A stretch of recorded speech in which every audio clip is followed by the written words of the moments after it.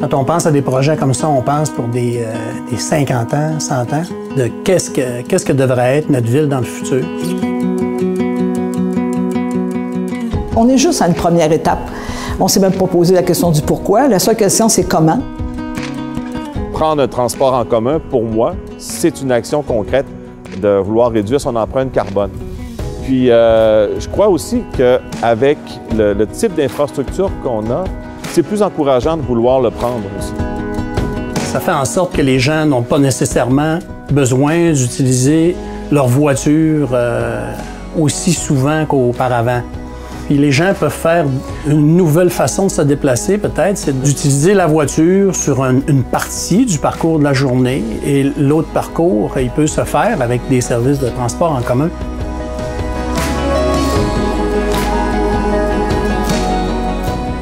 Pour changer les habitudes de vie d'une personne, ça prend une volonté ferme de vouloir les changer et ça prend de l'accès aussi à différents programmes, à différents partenaires, à de la communauté, à des services communautaires.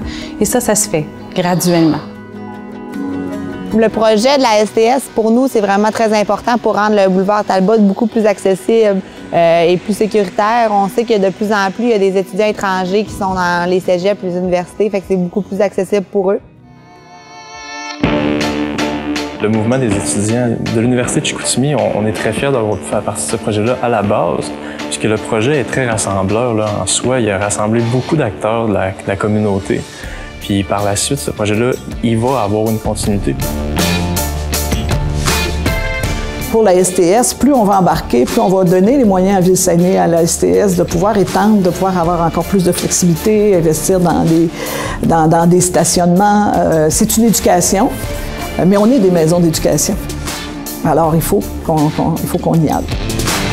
Il y a déjà des projets qui sont regardés du point de vue de l'arrondissement de Jonquière, du point de vue de l'arrondissement de la Baie.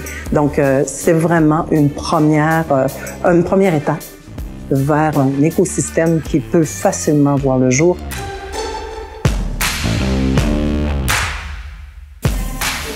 La possibilité, elle est multipliée. C'est tout simplement une question de volonté.